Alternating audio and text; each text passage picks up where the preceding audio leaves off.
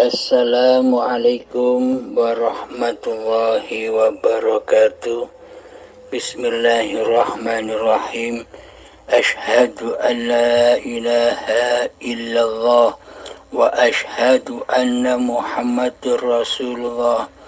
Allahumma sholli ala sayyidina Muhammad wa ala ali sayyidina Muhammad. Rabbi shrah li sadri wa yassir li amri wahlul 'uqdatam min lisani yafqahu qawli. Amin. Bismillahirrahmanirrahim. Ini ada pertanyaan berupa tulisan. Ini saya mau bacakan. Assalamualaikum. Mohon maaf guru, Pak Maman dari NTT, nyimak terus. Setelah kita sudah fitrah, sudah gak ada, sudah goib, apa perlu lagi kita berdoa? Dan berdoanya buat siapa hakikatnya? Karena kita sudah tiada lagi. Itu yang pertama. Yang pertanyaan kedua, kalau neraka dan surga bukan di akhirat, terus siapa yang disiksa dan diazab di neraka? Mohon pencerahannya biar Pak Maman lebih tegar lagi mengikuti terus pencerahan dari panjenengan. Alhamdulillahirabbil alamin. Berdoa sudah diterangkan di dalam video YouTube yang judulnya doa. Jika diri manusianya sudah fitrah, sudah kembali, intinya sudah mati sebelum mati. Jadi manusianya sudah tak berkuasa lagi menjadi Tuhan di hatinya. Yang ada hanya hidup ini Allah. Bila manusianya sudah fitrah, apakah mungkin manusia bisa berdoa? Jika manusia itu masih berdoa, berarti kan belum fitrah. Bila manusia itu masih berdoa, berarti masih ada maunya. Berarti masih hawa nafsunya lah yang berkuasa mentuhani dirinya. Bila masih ada doa. Doa itu permintaan hawa nafsunya. Namun jika manusia sudah fitrah, sudah tunduk patuh di dalam kudrat dan irodahnya Allah, bila manusia masih berdoa, berarti manusianya kan belum tunduk patuh kepada kudrah dan irodahnya Allah. Belum tunduk dengan ketetapan Allah yang terjadi atas dirinya. Berarti belum sampai kepada kefitrahan dirinya. Karena dirinya masih ada yang masih menguasai kewujudan diri manusianya. Berarti Allahnya masih gaib. Allahnya belum nyata. Belum hakul mubin. Maka dari itu, bagi manusia yang sudah sampai kepada kemakrifatan hakikat diri sejati manusianya yang tak wujud, yang tak ada, yang tak hidup, maka sudah tak berlakulah seluruh syariat-syariat manusianya. Karena doa pun juga syariat manusianya. Selama ini karena doa-doa kita selama ini seakan-akan kitalah yang berdoa, kitalah yang mengumandangkan doa itu. Karena selama ini kitalah yang merasa masih hidup, yang merasa mentuhani diri manusia kita sendiri daripada bertuhankan kepada Allah.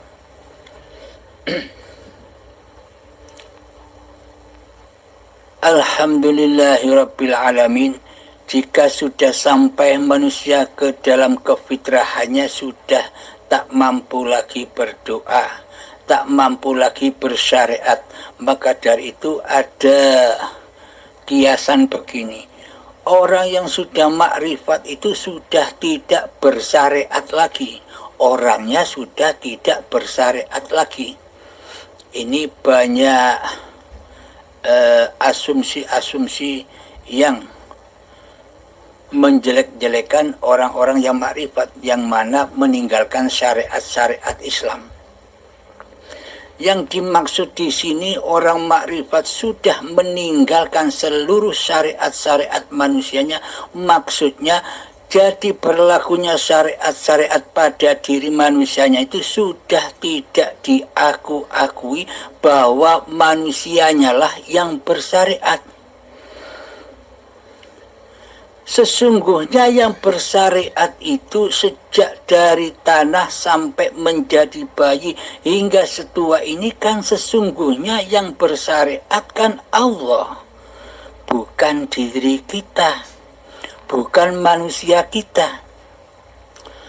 Yang dulu-dulu yang bersyariat itu semua Allah, bukan manusia kita. Tapi kita belum sadar bahwa seluruh syariat yang terjadi pada kita sejak dari tanah sampai menjadi bayi hingga saat ini semuanya syariatullah. Tapi kita belum menyadari karena selama ini kita menjadi Tuhan, kita berposisi sebagai Allah, maka tak mungkin kita menyadari itu semua. Karena selama ini kita masih mengaku-ngaku diri kita lah yang hidup, badan ini milik kita, maka seolah-olah kitalah yang bersyariat di dalamnya. Kitalah yang berasa bekerja, kitalah yang berasa sholat, kitalah yang berasa ibadah, semuanya rojiun kepada yang fana, yang hancur. Maksudnya apa? Seluruhnya diakui bahwa yang melakukan itu adalah diri kita. Karena itulah maka seluruh amaliyah-amaliyah yang terjadi adalah fana, hancur, tidak sampai kepada Tuhannya. Karena yang jadi Tuhan di hatinya adalah diri kita sendiri, hawa nafsu kita sendiri selama ini. Maka dari itu yang dimaksud orang yang sudah berhakikat dan makrifat itu pasti meninggalkan syariat-syariatnya. Yang dimaksud meninggalkan syariat, pengakuan dirilah yang berasa bersyariat, itu yang ditinggalkan.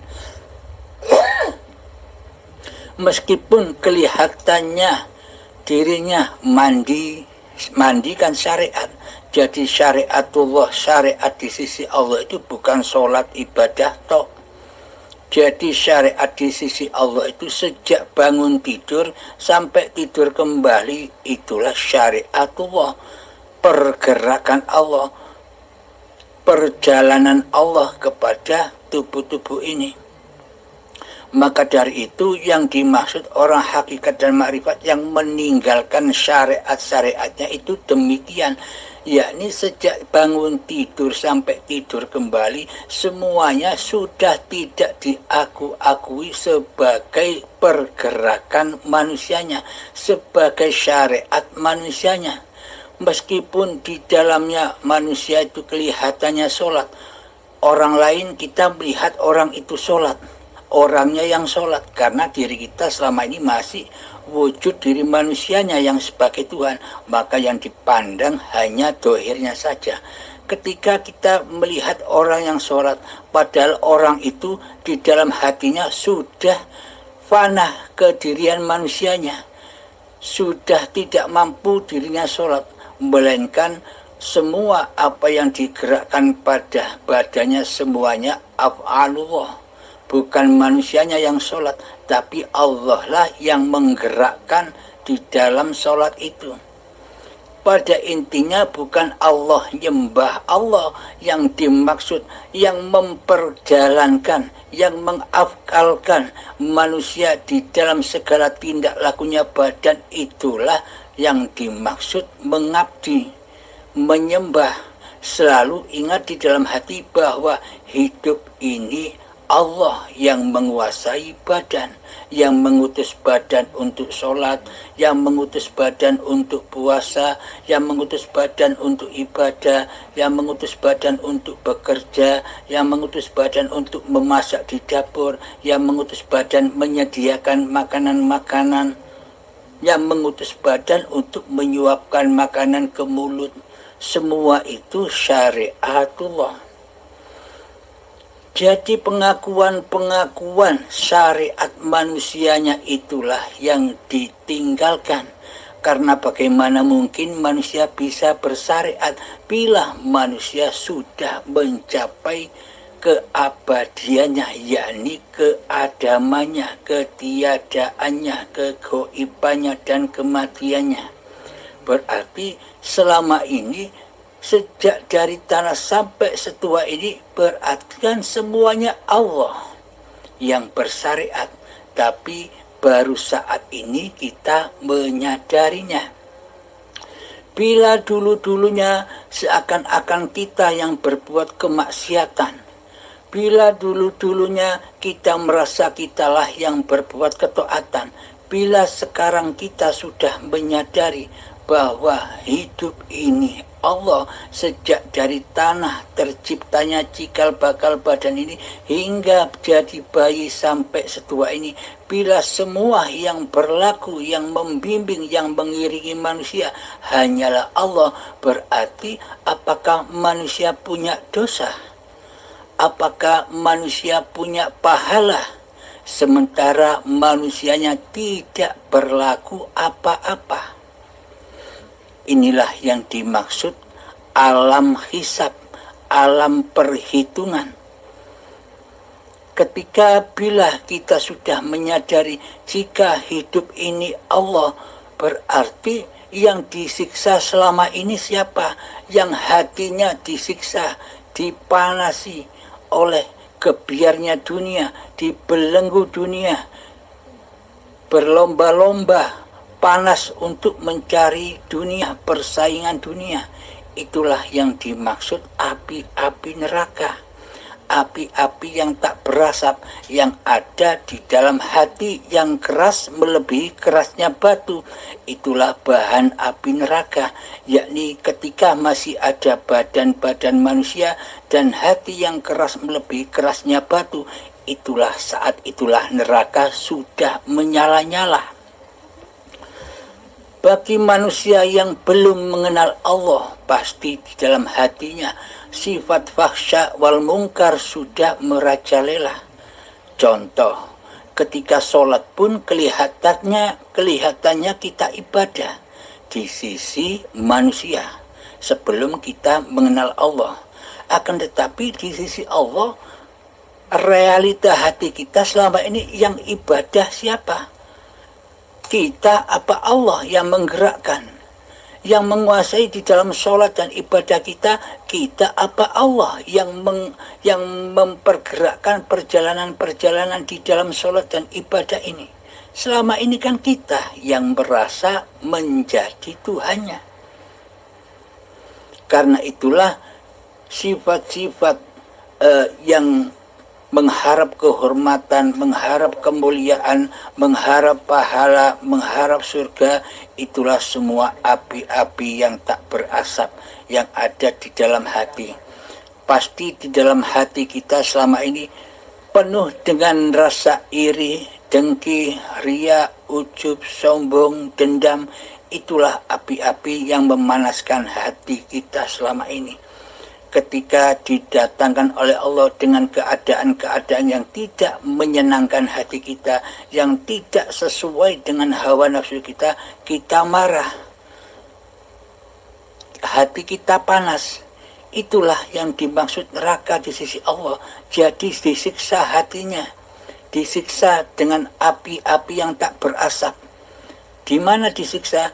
di dalam neraka dan di dalam kuburnya, disiksa di dalam kuburannya. Kuburannya di mana? Kuburannya dibawa kemana-mana itu. Badan-badan yang dari tanah itu hakikat kuburan bagi manusia yang belum mengenal Tuhannya. Maka hati kita takkan pernah tenang ketika kita belum mengenal Allah, meskipun keadaan kita kaya raya. Di dalam syariatnya, hati kita pun tidak tenang, takut, serba takut, sehingga takut kehilangan harta bendanya, takut kehilangan apa-apa yang dimilikinya, takut suatu saat hartanya ini habis. Semuanya serba takut, karena yang mentuhani kita selama ini adalah diri kita sendiri. Seolah-olah diri kitalah yang kaya, seolah-olah diri kitalah yang mampu untuk berusaha.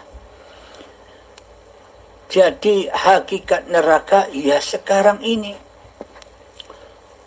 Jadi bukan seperti neraka-neraka yang digambar-gambarkan manusia, yang digambarkan di YouTube dan sebagainya. Karena surga dan neraka itu tidak ada yang tahu kecuali Allah. Bila manusia merasa tahu gambaran surga dan neraka, itu kan cuma angan-angan saja.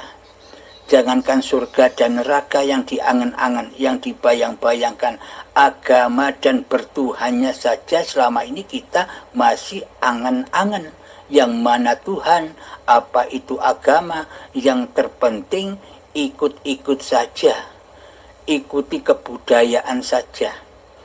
Walhasil di dalam hati kita tak pernah bertuhan. Meskipun kita sholat selama ini, meskipun kita ibadah selama ini, pada intinya tak bertuhan.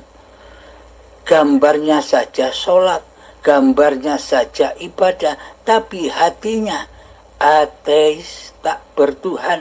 Karena di dalam hati kita selama ini yang jadi Tuhan adalah diri kita sendiri, hawa nafsu kita sendiri yang menguasai hidup dan badan ini. Sedangkan hidup ini kan sifatnya Allah, sudah kita akui sebagai sifat kita. Sedangkan yang punya sifat sendiri yakni Allah, kita buang jauh-jauh, kita tiadakan, kita goibkan selama ini. Maka dari itu, siapa yang tahu surga dan neraka? Ya Allah sendiri. Di dalam Al-Quran sudah dijelaskan bahwa neraka itu bahan bakarnya badan-badan manusia dan hati yang keras melebihi kerasnya batu, yakni hati yang belum mengenal Tuhannya. Maka dari itu ia disiksa di dalam dunia. Hakikat dunia inilah siksa. Hakikat dunia inilah neraka bagi orang-orang yang belum mengenal Tuhannya.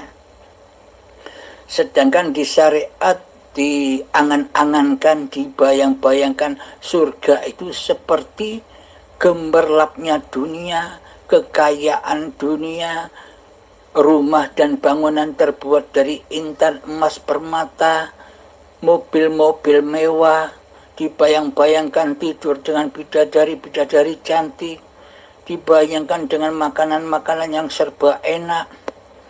Seluruh itu kan kesenangan hawa nafsu. Itulah gembar-gembornya iblis dan setan mengenai surga. Semuanya serba kecintaan, kesukaan, hawa nafsu. Bukan itu hakikatnya surga di sisi Allah. Tapi syariat surga di sisi manusia ya seperti itu. Sebab selama ini kita membayang-bayangkan surga seperti itu. Padahal kita tidak tahu sendiri. Bila ingin tahu surga, hakikat surga dan neraka, maka temuilah Tuhanmu. Maka engkau akan tahu apa makna surga dan neraka itu sejatinya di sisi Allah, bukan di sisi angan-angan manusia kita. Sudah dijelaskan di dalam Al-Quran babakan tentang surga Begini ayatnya. Bismillahirrahmanirrahim. Ya ayyatuhan nafsul mutmainnah. Wahai jiwa-jiwa yang tenang. Siapakah mereka yang jiwanya tenang? Dialah orang yang mukmin, orang yang beriman kepada Allah. Iman yang bagaimana? Ya, iman-iman yang dipaparkan di YouTube selama ini. Imannya seperti itu, yakni menyatakan di dalam hati bahwa sebenarnya yang hidup ini bukan hidup manusia kita. Hidup inilah Allah. Jadi dikembalikan lagi fungsi manusianya dan fungsi Tuhannya, kefitrahan Tuhannya, kesucian Tuhannya yang menguasai apa-apa yang diciptakannya. Iman seperti itulah yang dikehendaki Allah, yakni hati selalu mentauhidkan Allah daripada mentauhidkan diri manusia kita sendiri di hati kita. Hati mengesahkan Allah daripada mengesahkan kewujudan diri manusia kita di hati kita selama ini.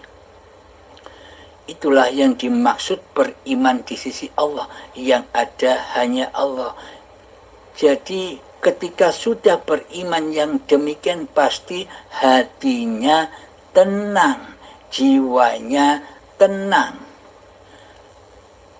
Ya ayyatuhan nafsul mutmainnah, irji'i ila rabbiki radiyatan mardiyah. Pulanglah kalian semua, kembalilah kalian semua kepada Tuhanmu dengan rela dan ridho, maka Allah akan meridhoimu. Maksudnya kita kembali kepada Allah tidak menunggu mati, tidak menunggu syakaratul maut. Jadi kita saat ini pun berusaha kembali kepada Allah. Yakni apa maksudnya kembali? Tidak mengaku-ngaku bahwa hidup ini hidup manusianya. Apa sih sejatinya hidup itu? Sejatinya hidup itu adalah tidak merasa hidup. Apa sih sejatinya sholat itu? Sejatinya sholat itu adalah tidak merasa sholat. Maka dari itu hati yang tenang itu adalah hati yang sudah nyata wujud Tuhannya, bahwa hidup ini Allah. Maka ketika kita saat ini rela dan ridho kembali kepada Allah, di dalam keheningan hati kita, di dalam kemalaman hati kita, di dalam gelapnya hati kita akan cipta-cipta diri manusianya, maka hati kita akan tenang karena Allah lah yang mengurusi manusianya. Jika sudah rela dan ridho, maka inilah yang dimaksud pulang. Irji'i ila rabbiki radiyatan mardiyah. Ini sama dengan roji'un, jadi mati kemanusiaannya. Jadi sudah tiada rasa kemanusiaannya lagi karena sudah tidak ada. Fadkhuli fi ibadi. Maka jika sudah demikian, itulah yang disebut hamba-hambaku yang mengabdi. Bila kita di dalam hati kita selalu menyatakan bahwa hidup ini Allah, bukan hidup manusianya, itulah yang disebut mengabdi. Fadkhuli fi ibadi.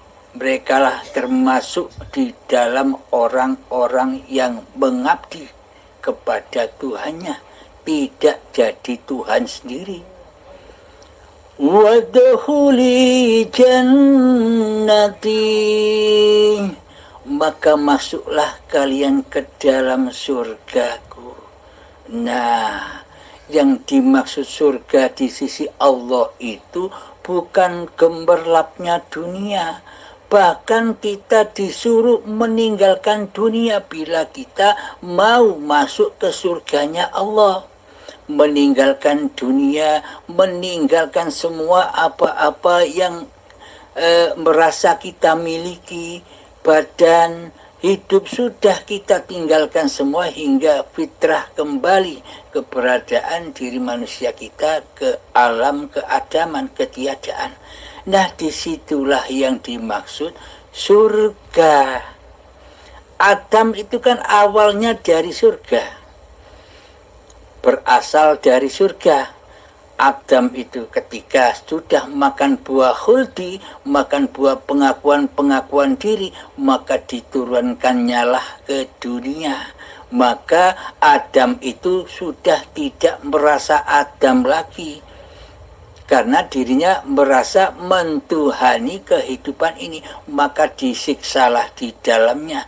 Rezeki mencari sendiri, dipacu untuk selalu mencukupi kebutuhannya sendiri, karena di hatinya tidak percaya bahwa Allah itu maha mencukupi, karena dirasa di hatinya bahwa yang bisa mencukupi diriku dan keluargaku hanyalah diriku sendiri, karena Allah gaib, Allah tiada, mana mungkin Allah mencukupi. Nah, kan begitu isi hati kita selama ini, karena kita tidak beriman kepada Allah, tidak mentuhankan Allah di hati kita. Maka dari itu, bila kita sudah beriman kepada Allah, maka semua apapun kebutuhan diri manusia kita akan dicukupi Allah. Terbukti sejak dari tanah sampai menjadi bayi hingga saat ini, jika kita tidak dicukupi seluruh kebutuhan hidup kita, apakah kita sampai sekarang ini masih hidup? Masih bisa berkarya? Semuanya kan atas tercukupnya Allah kepada kita. Allah maha mencukupi. Siapakah Allah? Ya, hidup inilah Allah. Inilah penjelasan tentang surga dan neraka. Hakikatnya di sisi Allah. Jika di versi manusia, di versi syariat, ya beda lagi. Tergantung kita condong kemana. Condong percaya surga dan nerakanya di syariat, monggo. Percaya di sudut pandang hakikatnya surga dan neraka, monggo, silahkan, terserah Anda. Kemana Anda condong, lakukanlah. Jadi di sini tak ada paksaan, tak ada paksaan sama sekali. Alhamdulillahirabbil alamin. Semoga pemaparan ini bisa selalu mencerahkan hati kita semua, termasuk diri saya sendiri yang tidak bisa apa-apa. Tanpa Allah, tanpa hidup saya, Abdul Halim ini bukan apa-apa. Apa-apanya Abdul Halim bisa memaparkan seperti ini bukan karena Abdul Halimnya. Abdul Halimnya ini bodoh, yang berilmu hanyalah Allah. Jadi jangan pandang Abdul Halimnya yang memaparkan, pandanglah, hiduplah yang memaparkan. Demikian juga pada diri Anda semua. Jangan Anda merasa paham dengan paparan ini. Jika tanpa hidup, apakah telinga Anda akan mendengarkan paparan ini? Jadi yang mendengarkan pemaparan ini jugalah hidup, yang memahamkan dan yang dipahamkan sama jua. Ahad. Alhamdulillahirabbil alamin. Akhiru kalam. Assalamualaikum warahmatullahi wabarakatuh.